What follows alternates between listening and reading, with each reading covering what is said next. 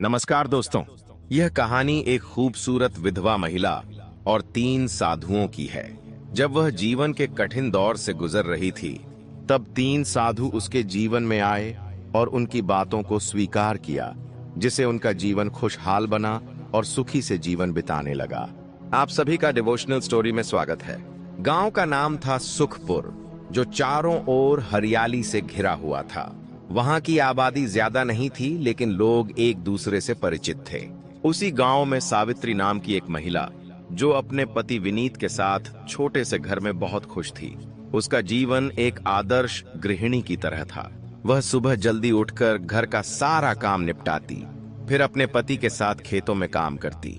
उसकी मेहनत और स्नेह से घर में हमेशा सुख शांति बनी रहती। लेकिन भाग्य को यह सुखद जीवन रास नहीं आया। सावित्री का संसार तब उजड़ गया जब एक दिन विनीत खेत में काम करते हुए एक विषैले सांप का शिकार हो गया। सांप ने उसके पैर में काट लिया और कुछ ही घंटों में उसके शरीर में जहर फैल गया। गांव के लोग झाड़ फूंक और घरेलू उपचारों में लगे रहे, लेकिन कुछ भी असर नहीं हुआ। अंततः विनीत की मृत्यु हो गई। यह खबर सुनते ही सावित्री पर मानो बिजली गिर पड़ी। वह पति के शव से लिपटकर रोने लगी। उसकी आंखों से आंसू रुकने का नाम ही नहीं ले रहे थे। गांव की महिलाएं उसे समझाने आईं, लेकिन उसकी हालत देख सबका मन द्रवित हो गया। उसका पूरा संसार ही खत्म हो चुका था। वह सोच भी नहीं सकती थी कि अब उसके जीवन का क्या होगा। उसकी दुनिया का केंद्र ही छिन गया था। पति की मृत्यु के बाद सावित्री के लिए दुनिया पूरी तरह बदल गई। पहले जो रिश्तेदार और पड़ोसी उसे सम्मान देते थे, वही अब उससे दूरी बनाने लगे। एक विधवा का जीवन कितना कठिन हो सकता है, यह अब उसे समझ में आने लगा था। गांव के कुछ लोगों ने उसे सहानुभूति दिखाई, लेकिन अधिकतर लोगों ने उसे मनहूस मान लिया। अब वह अकेली थी, असहाय थी, और गांव में ऐसी मान्यता थी कि किसी स्त्री के विधवा होने का कारण केवल उसके पिछले जन्म के पाप होते हैं। गांव के कुछ अधेड़ पुरुष उसे घृणित नजरों से देखने लगे। पहले जो उसे सम्मान देते थे, अब वही उसे हवस की नजरों से घूरते। वे उसकी लाचारी का फायदा उठाने की कोशिश करते। एक दिन जब सावित्री अपनी जर्जर झोपड़ी के बाहर बैठी थी, तो उसने देखा कि गांव के बाहरी मार्ग पर 3 तेजस्वी ऋषि चले आ रहे थे। वे दीर्घ सफेद दाढ़ी और भगवा वस्त्र धारण किए हुए थे। उनके चेहरे पर दिव्य आभा थी और उनकी आंखों में अपूर्व शांति झलक रही थी। गांव वालों ने ऋषियों के आगमन की सूचना पाते ही उन्हें घेर लिया। सभी श्रद्धा से उनके चरणों में झुके और आशीर्वाद की याचना करने लगे। गांव के मुखिया ने विनम्र स्वर में प्रार्थना की, महाराज, कृपया कुछ समय के लिए हमारे गांव में ठहरें। हमें आपके आशीर्वाद और ज्ञान की अत्यंत आवश्यकता है। तीनों ऋषियों ने सहर्ष सहमति दे दी। तभी उनकी दृष्टि पास बैठी सावित्री पर पड़ी। उनमें से सबसे वृद्ध अर्षि ठहर गए। उन्होंने सावित्री को ध्यान से देखा और बोले, यह स्त्री अपार कष्ट से घिरी है, किंतु इसका भाग्य विलक्षण है। गांव वाले हतप्रभ रह गए। जिसे वे अभागिन और अपशगुनी मानते थे, उसके भाग्य को ऋषियों ने विशेष क्यों कहा? कुछ लोग संशय में पड़ गए, तो कुछ उत्सुकता से ऋषियों की बातों को समझने का प्रयत्न करने लगे। सावित्री स्वयं भी चकित थी। वर्षों से जिस समाज ने उसे हाशिए पर रखा था, आज उन्हीं के सामने एक ऋषि ने उसके भविष्य को असाधारण घोषित कर दिया था। उसके मन में असंख्य प्रश्न उठने लगे। ये ऋषि कौन है और मेरे भाग्य के विषय में ऐसा क्या देख लिया इन्होंने? क्या मेरा जीवन सच में बदलने वाला है? तीनों साधु गांव के बीच स्थित एक प्राचीन मंदिर में ठहरे। यह मंदिर वर्षों से वीरान पड़ा था, लेकिन उनके आगमन से वहां एक नई ऊर्जा लौट आई। गांव वाले बड़ी श्रद्धा से उनके प्रवचन सुनने आने लगे, मगर सावित्री को मंदिर में प्रवेश करने की अनुमति नहीं थी। हर बार जब वह मंदिर के द्वार तक पहुंचती, गांव के लोग उसे दुत्कार कर भगा देते। रात को जब सभी लोग अपने घर लौट गए, सावित्री हिम्मत जुटाकर मंदिर के पास पहुंची। वह असमंजस में थी। क्या सच में साधु उससे मिलना चाहते हैं? क्या उसे भी मुक्ति का अधिकार है? धीरे धीरे उसने मंदिर के भीतर कदम रखा। दीपक की मध्यम रोशनी में तीनों साधु शांत भाव से ध्यान मग्न बैठे थे। जैसे ही सावित्री उनके सामने पहुंची, तीनों ने अपनी आंखें खोलीं। कुछ देर की नीरवता के बाद एक साधु, जिनका नाम वशिष्ठानंद था, बोले, पुत्री, तुम हमसे क्या चाहती हो? सावित्री की आवाज कांप रही थी, पर उसने साहस जुटाकर कहा, मुझे समझ नहीं आता कि मेरा जीवन इतना दुखमय क्यों है। मैंने किसी का क्या बिगाड़ा है? तपोमूर्ति देवानंद मुस्कुराए और बोले, इस संसार में कोई भी दुख अकारण नहीं आता।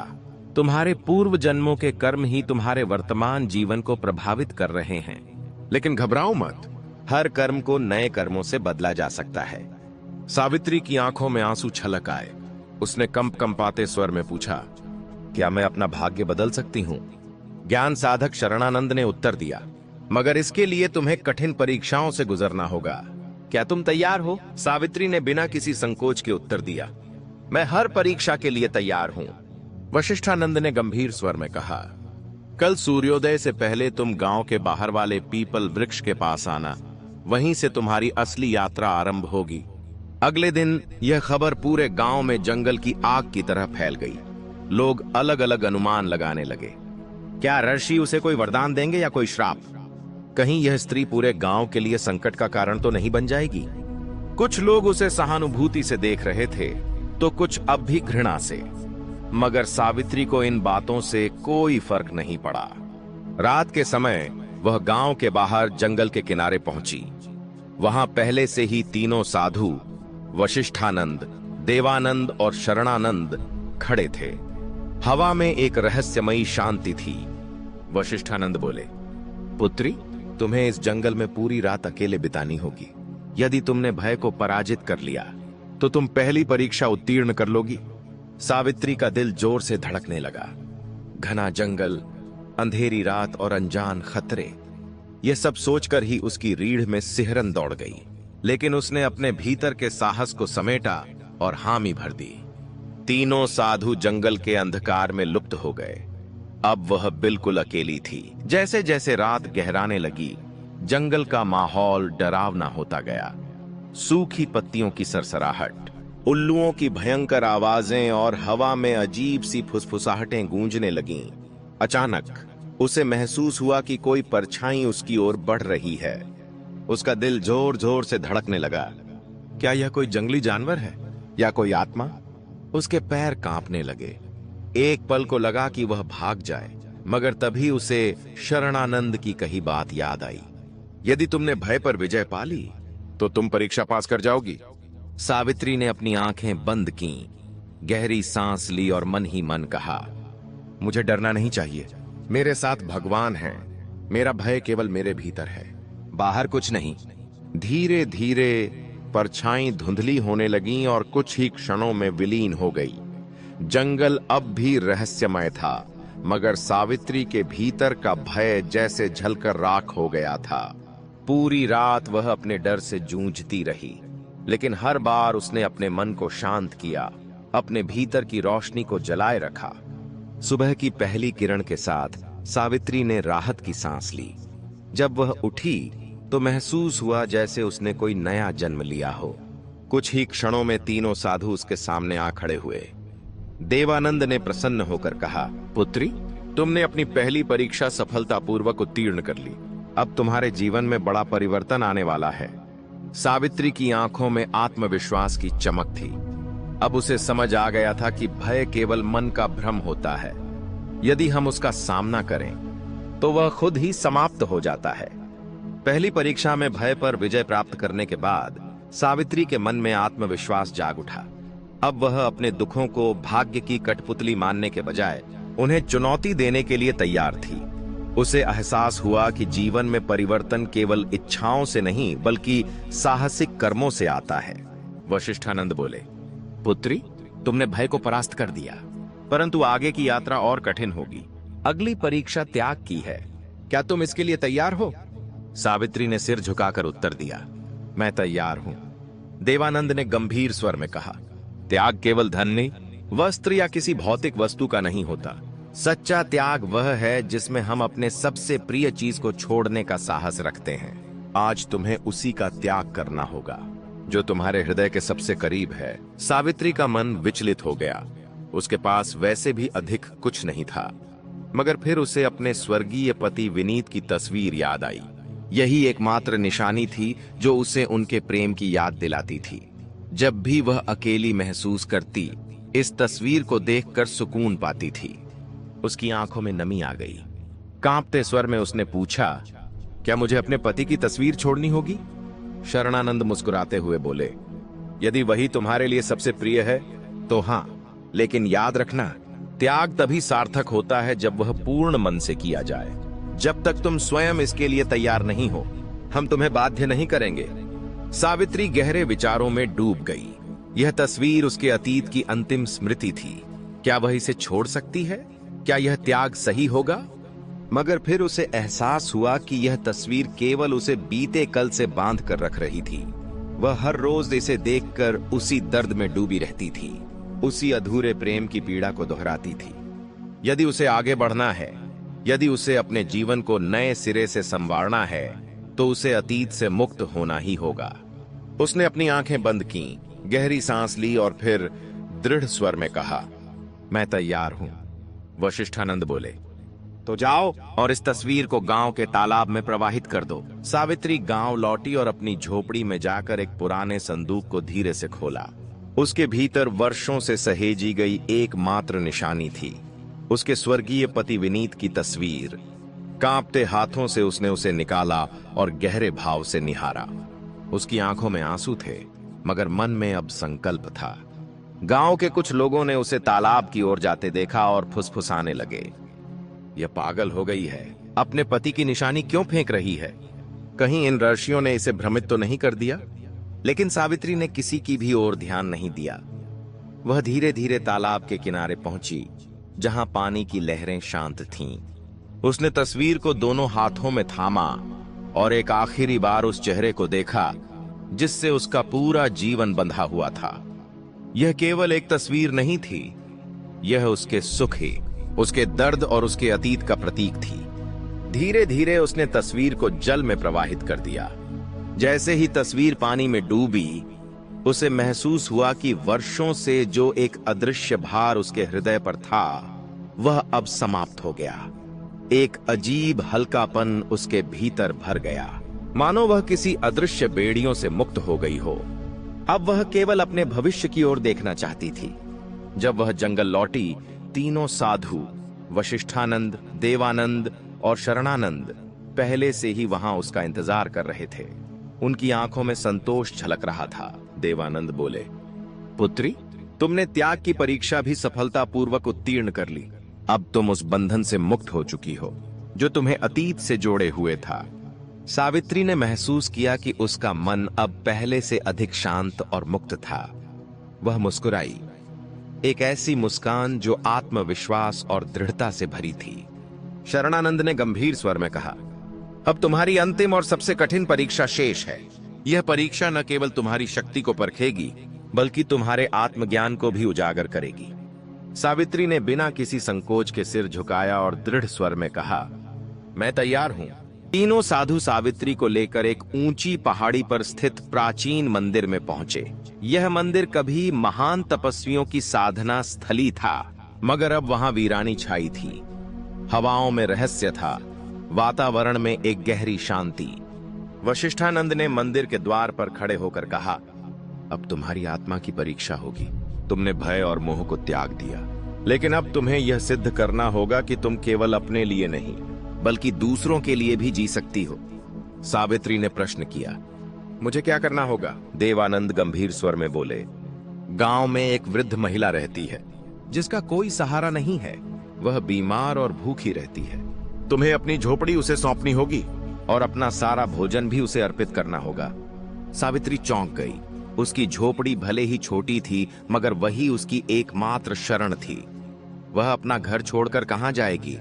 इससे पहले कि वह कुछ कहती, शरणानंद आगे बोले, इसके बाद तुम्हें 7 दिन जंगल में रहकर तपस्या करनी होगी, बिना भोजन और जल के।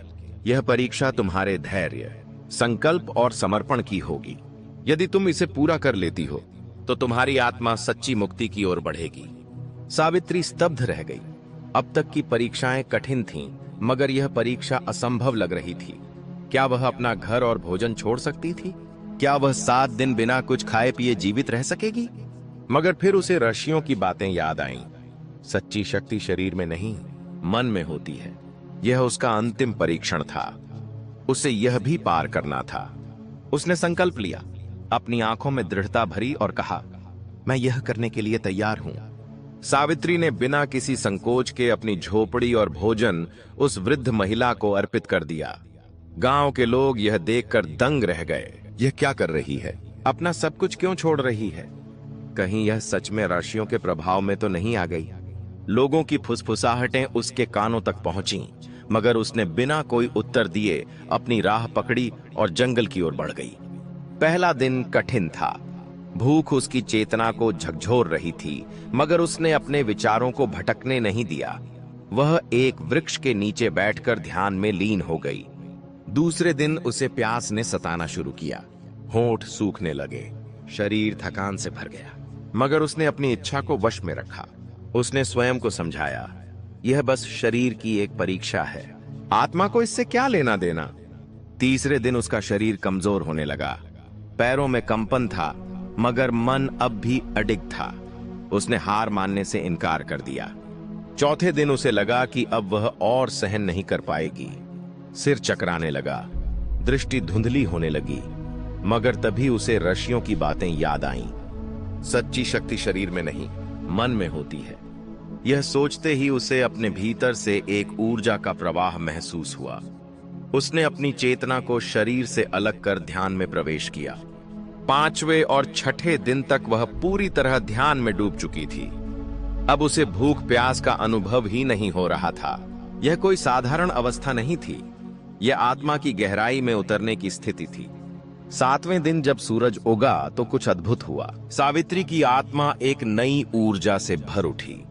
उसे ऐसा प्रतीत हुआ कि वह अब केवल एक साधारण स्त्री नहीं रही, बल्कि किसी दिव्य शक्ति से जुड़ चुकी है।